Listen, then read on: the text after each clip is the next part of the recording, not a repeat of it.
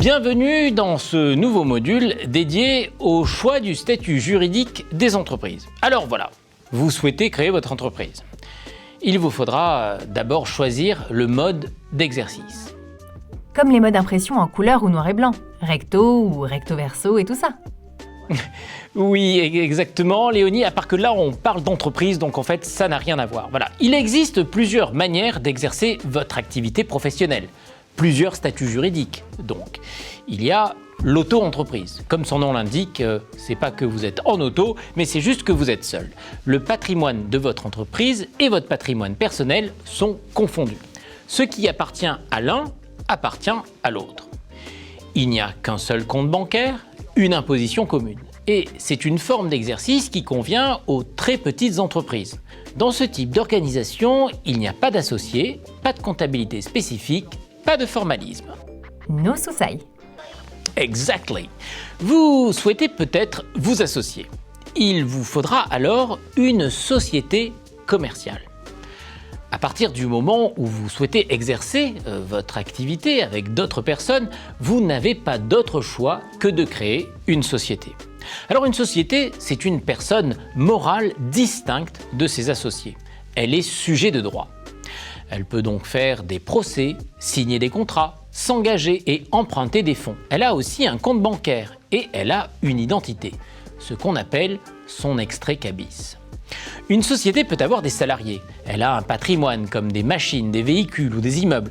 Finalement, elle a aussi des devoirs, évidemment.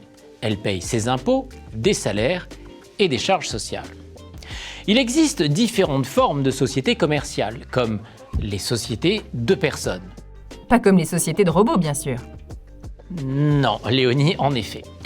Là, les associés sont propriétaires à égalité et assument conjointement la gestion de la société.